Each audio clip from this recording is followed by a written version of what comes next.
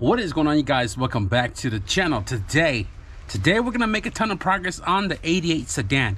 I think I'm going to start working with all the suspension components because I am 100% certain that we have everything now. I know guys, I said in the previous videos that we're gonna start on the turbo kit, but the turbo kit still needs all the fabrication stuff I need to order. The only thing I can really do is install the manifold, turbo, the wastegate, maybe plumb the lines, but we're gonna do it right after the suspension stuff, guys. I promise you, we are trying to move forward with this because I mentioned that we have just about 2.5 weeks to get this car ready for Race Wars. I drove to the parts store this morning to grab the rest of the suspension components and also the rest of the stuff shipped in from Amazon like 20 minutes ago. Before we get to work, before we lay everything out on the table, I want to show you guys something really quick. In the previous video, I mentioned that I bought a new ignition switch, but for some reason, I forgot to install it in that video. So off camera, I installed it and it is right here, all connected. Everything is plugged in like it's supposed to. And before I turn it on, I want to show you guys the conversion harness I've been working on. This is my own DIY K20 conversion harness. I am still missing one plug, which is the brown one right here, but it is all terminated with male end plugs just to connect them in right now. And shout out to the homie Nomis Industries because he gutted an AWD 0 board to give me these clips when I ordered the ECU from him, and I wired in all the loose end to make this full plug and play. Aside from this plug right here, the harness is almost ready to be loomed up, and I did plug it in a minute ago, and guess what? It works. I'm gonna go ahead and fire it up for you guys to show you that my conversion harness is working. There is no check engine lights or anything whatsoever.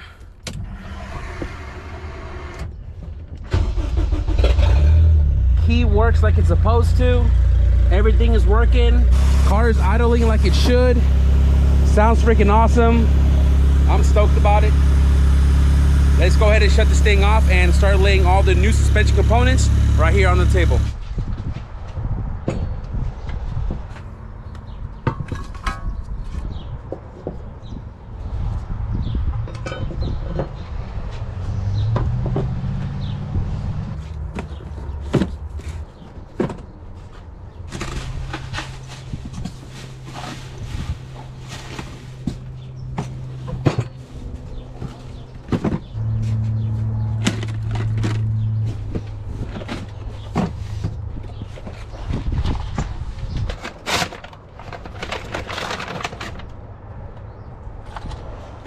I feel like in the last couple of years building cars here on the driveway, I make it a mandatory thing to like overhaul the entire suspension if I could.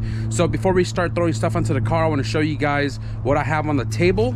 Right here on this 55-gallon drum, we have brand new upper control arms because the previous ones were shot, and we also swapped out the lower control arms for brand new one as well too, because for the prices of the bushing, if you guys didn't know, if you buy the bushing for the front control arm, this one is the kit that comes with the bushing for the strut. So that's one kit, and then you have to buy this one right here. So it's two kit for the price of the two kit bushing. It's literally like more expensive than buying just new lower control arms. So I got new front lower control arms. These are the rear toe arms, which you don't really need to change, but I figured because we're already doing everything else, we'll change these out too. They're not that expensive. On the table right here, front spindles, you guys saw in the last couple of videos, we scrubbed everything, painted it, and then we did the new wheel bearing and also the ball joint right there. Got this fully reassembled with the new spun rotor. Shout out to the home Eric. Front lower forks are also scrubbed, cleaned, and painted. Right here we have the inner outer tie rods. We have the bellows for the inner rods to keep it from getting dirty and dusty. For the rear, we have skunk tooth camo arms. I found these on the shelf, and I remember getting this from the junkyard years ago, and I never really used it because all of my cars already had camera kits. So this is going to be for the rear to make sure that the trailing arms are going to be within spec, because those are custom half and half arms that we welded a couple of videos ago. With the rear, we're going to be using the Wicked Tuning spherical low control arms to help with the angle of the shock when we install the rear trailing arms itself. And then on the trailing arms, I still have to clean all of the brake area, but the trailing arms itself has brand new rear trailing arm bushings already installed right there. So those are ready to go, and the only thing that I'm missing is the calipers needs to be cleaned. and we need stainless steel brake lines, and the bushings for the sway bar is still on its way. We do have the end links right here for the lower control arm to the sway bar, but I don't have the main one that bolts the sway bar to the subframe. Not a big deal, because that'll be here the next day or so. But the goal for today is to entirely install the front suspension, including the traction bar, which is right there. And if we can get to the rear today, we'll do that as well. If not, we have tomorrow. So with that being said, let's just get right to work.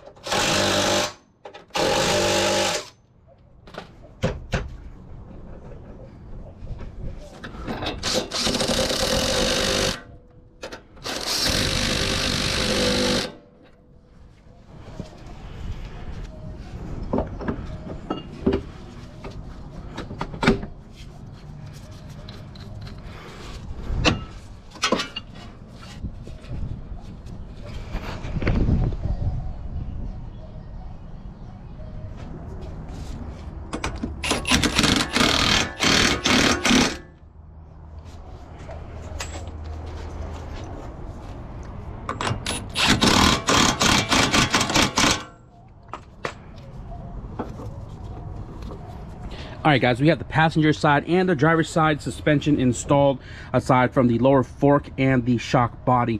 Upper control arm, spindle, rotor, axles, lower control arm, inner outer tie rods, the bellow, and the K-tune traction bar.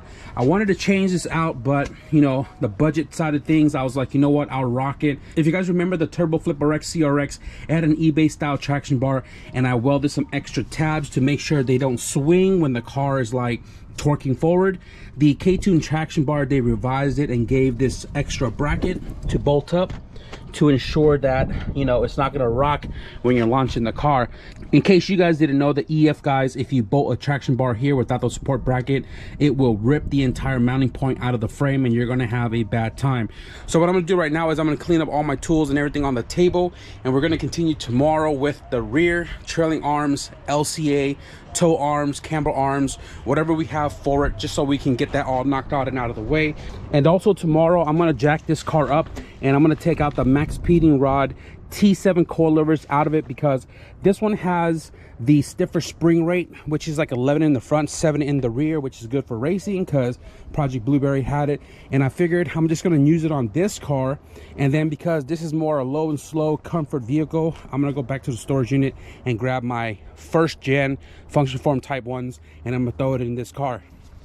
It'll feel a little nostalgic because that function form coilover was actually the first coilover I bought for my first EF sedan. So I'm probably going to do the swapperoo with that tomorrow, and we'll see you guys then. So in the back of my storage unit here, we have a couple of suspensions. We have some Max Peen rod coilovers right there. We have some low-tech coilover strut combo, Takikos with Skunk Works springs, and those are all for sale on my Static Service Instagram, link in the description below. But in this box right here, in this box right here is my original function forms that I bought from the homie Jose, like, was it 2011, man, 14 years ago if my math is correct. This is my original function forms right here, man. So got these guys, they drove great. But I do have some newer function forms right here. This is like the Gen 2, and this one came out when like the function form type 2s came out. So this is type 1, there's type 2, and I couldn't use this one because it's a little more newer than this guy. This one has like the slightest leak on the front right strut. So if the fork in this one is for, okay, this is definitely EG DC, which I don't have the forks for, so I'm probably not going to use it. These are for the EF, so I don't have to change the fork that's currently on the car. So I guess we're just going to bring these suckers out of retirement, huh?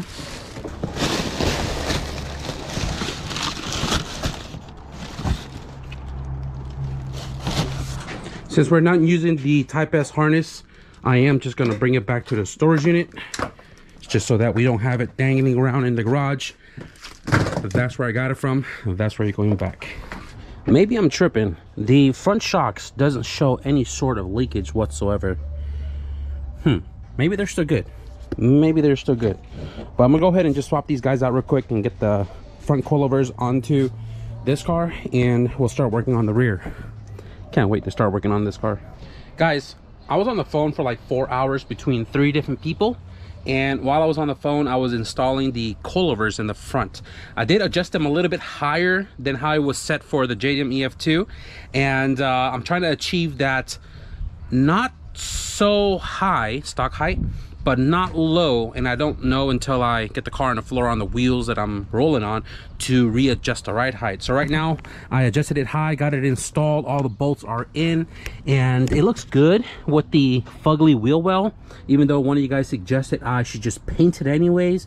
But it's like one of those where it's like, if I do paint it, that means I have to refresh all of this as well too, because it's super duper dirty, dusty, crusty. It's actually even caked on there. I can't even scratch it off. But I think with it being dirty really makes the suspension pop out, so I'm not too worried about you know, cleaning up the wheel well. But anyways, coilovers are on. The top is not fully on just yet because I need to kind of cut the glue. I don't know, with 1988 they over glued it, so I got to cut the glue to get that bolt all the way down. Not in a rush because the car's not going on the floor, but we need to get started on the rears. So the rears, we're swapping drum to drum, except what we're putting on is all-wheel drive, and we're going to be changing the camera arm, lower control arm, and the front toe. I'm probably not going to do the e-brake cable in this video because I'm not certain if the front-wheel drive trailing arm cable is compatible with the RT four-wheel drive, because when I got my trailing arms, they were cut in half, so I removed them and there's nothing on it currently. And obviously the ones that are on the car is still on the car, then the half and half trailing arm still has, you know, the cable still attached to it. So I need to open that up and even see how it can connect, if it would connect to the RT. I'm talking too much. Let's go ahead and grab our tools and start yanking out the rear trailing arm. So what I'm going to do right now is I'm going to take off the drum to remove the e-brake cable, so we can leave this one on the car, so I don't have to disconnect it at the e-brake handle, instead of taking off, you know, the cable from the half cut one. You know, if it works out, then save us a little bit of labor at the e-brake handle. But this thing right here, just put a 12 mil in there, shoot it in, should pop off the drum and bottom out on the threads. Not shabby. I gotta disassemble this whole entire unit because the cable clip is like behind here somewhere, so I'm gonna do that real quick.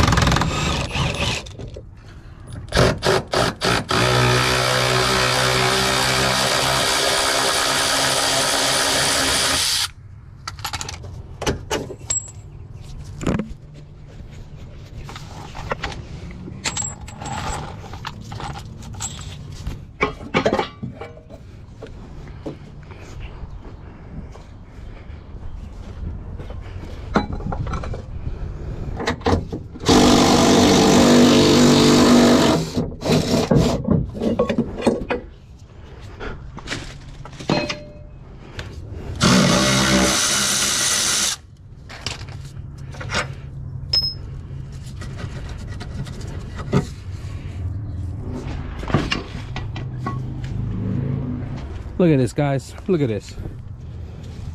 Unbolted it and it literally came apart. Thank goodness we're swapping it all out.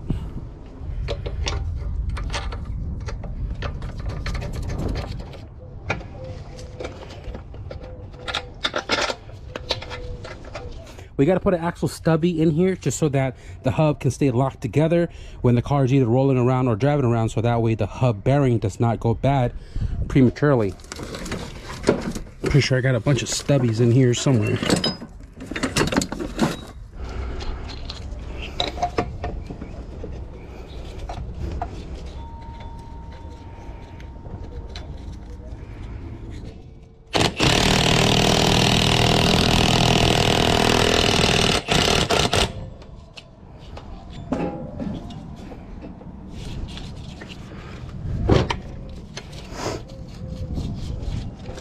So if you guys are doing the half and half trailing arm like I did, half wagon, half Civic, when you bolt this into the car, you have to do it from the trailing arm bushing first, toe arm, camber arm, and then the last thing is the lower control arm. The lower control arm has to go on last because I mentioned that the RT four-wheel drive lower control arm point is about 1 inch further back than a regular Civic, right? It's off-centered from the hub.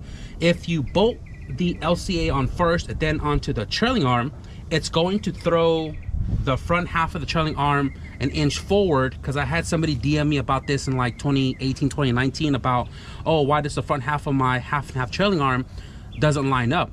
It's because the lower control arm tab on the wagon is further back, and if you did the lower control arm first, it's going to push everything forward. So right now it's going to be a struggle to get everything up because this is heavy and I need to bolt the trailing arm first. And usually when I'm doing trailing arm swaps, I put the LCA on and then let the trailing arm sit on the lower control arm, but because it's last, we're gonna struggle a little bit.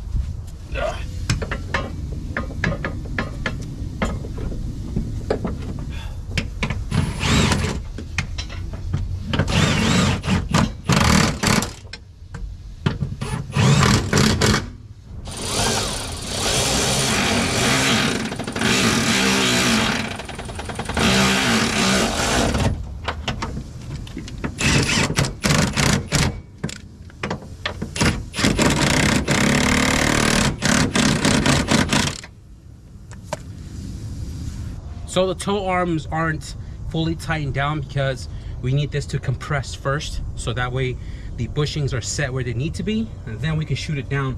The skunk tube camber arms, there's a spacer in the inside, so I already zapped them in and it pivots without binding the bushing. So now let me show you guys the lower control arm placement from the subframe to the real trailing arm. So if you look right here, right, the hub and then the low control arm tab is way offset. And if you guys look all the way to the subframe, get some light for you guys. You see how it's like angled, right? This is why I recommended the spherical low control arm, so you're not really binding your bushing, because spherical is like a bearing, right? So we're gonna be rocking the Wicked Tuning spherical lower control arm. I cleaned out the cellar. I bought multiple of these, and let me show you guys really quickly. Spherical is a bearing and not a bushing. This is going to help with the weird angle to go from the trailing arm to the subframe. So let's go ahead and get this thing installed.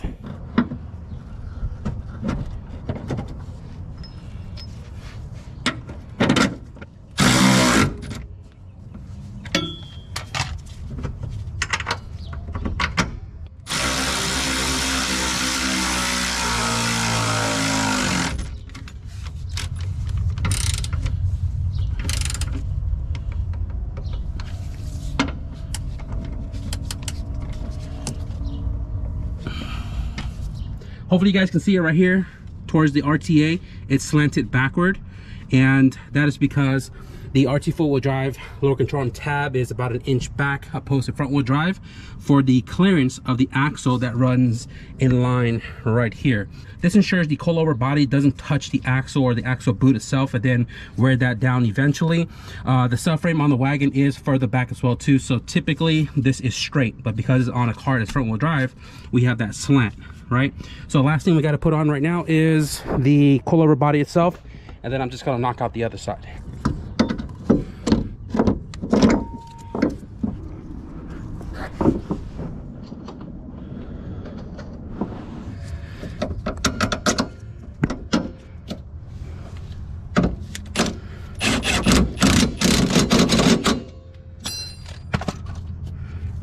All right, so coilover is on, and I'm gonna try to hold this as straight as possible. You guys can see that little tilt on the coilover. That's because the lower control arm is back 1 inch. So we have this leaning Eiffel Tower, and you can see it right there in the gap, right? It's a little crooked, but once you zap it in, I mean, it's gonna twist the shaft just a little bit. But if you have spherical top hats, this would work out perfectly fine. Now, it's funny enough that the Max Peen rod does come with spherical top hats, but it's only for the front. They don't have it in the rear. If they had it on the rear, this would have been perfect. And honestly, the function form that I just threw in my JDM EF2 today was actually in my red all-wheel drive CRX, and I drove it all-wheel drive for 6 years before I sold the car with Max Peen rod SP1 coilovers, and the function form is now in my JDM EF2. And again, that little bent shaft on the top doesn't affect it much. So we're wrapped up on the driver's side here, guys. I'm not going to do any of the brakes and drum and stuff because I'm going to clean all of this. I wanted to do it on the car because it's stabilized rather than trying to take all of this and reassemble it on the table. So as far as this goes, we are done. I still need to get brake lines for the trailing arm. I'm going to go stainless front and rear, and also calipers. But I'm going to go ahead and just knock out the other side and just get that over with, guys. And I think that'll be it for today. Guys, for the record, we beat the sun down.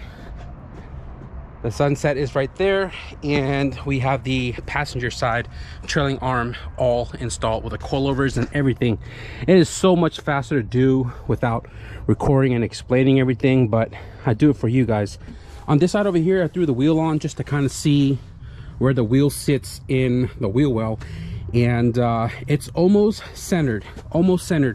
It's a 3-finger here and probably 3.5. My pinky doesn't go all the way in, so maybe 3.5. Not a big deal. As long as it gets within specification, I'm perfectly fine. We're not running slicks in the rear to worry about it touching like the wheel well or whatever. But once the mud flap goes on, it's definitely going to take up a little bit more space and make it look even as far as the gap goes. Yeah. Do I have mud flaps on the wagon? I do. So if you look with the mud flaps on, it's 3 fingers, and then over here it's 3 fingers. So we're golden, dude. We're golden. Guys, I am super stoked about getting all the new suspension stuff put into the car because it cleared up a lot of room on the floor. Man, the only thing left on the floor here is a dolly with the radiator intercooler combo, which is going to be going onto the car here real soon because we're going to start doing all the turbo fabrication. But I'm super stoked that we have our ground clearance back, and I'm going to spend probably a day or two to clean up the calipers, the rear drum, all of the brake shoe component on the rear trailing arm itself, just to button it all up and figure out the whole e-brake cable situation. But we're almost there. I just need to order stainless steel brake line with drums specifically, and then we can put brake fluid in the brake master, bench bleed it, put it on, secure it, and then bleed the entire system. I'm standing here looking at the freaking traction bar. Man, that thing is a sore eye. I always reference it to like Goofy, because Goofy has them giant teeth in their front, or SpongeBob, and that's literally what it looks like. The bumper is here and the traction bar is here. If I was using the Max Peen rod, it would have been tucked up with the bumper and would have been less of a sore eye. But granted, this car is going to be not so low, so I'm not worried about like ground clearance issues, but it's hideous. It's hideous. If I don't like it, I think eventually, while I still have this car, I'll probably change it to the Max Peen rod setup. But you know, we'll see. We'll see where it goes. Today was kind of hot, not gonna lie. I was breaking a sweat a little bit, and I wasn't wearing my sweater, but the mosquitoes are ruthless. I know one of you guys sent me the repellent to use against mosquitoes, but I was moving back and forth, and I didn't want to waste the coil in one spot if I was working over there. I mean, I probably could have like make it mobile to move it around, but aside from a couple of bites on my arm and legs, we got the job done. But anyways, guys, I'm gonna wrap it up for this video right here. I need to work on my mom's car a little bit because they're going on a road trip again tomorrow, and I hope you guys enjoyed the progress update on the 88 sedan. Still don't have a name for it, but if you guys enjoyed today's video, be sure to leave a thumbs up. And if you guys want to stick around for the turbo kit installation, because I think that's what's next, aside from putting on the rest of the brake stuff tomorrow, be sure to hit the subscribe button. But with that being said, thank you guys for watching, and I'll see you guys in the next video. Peace.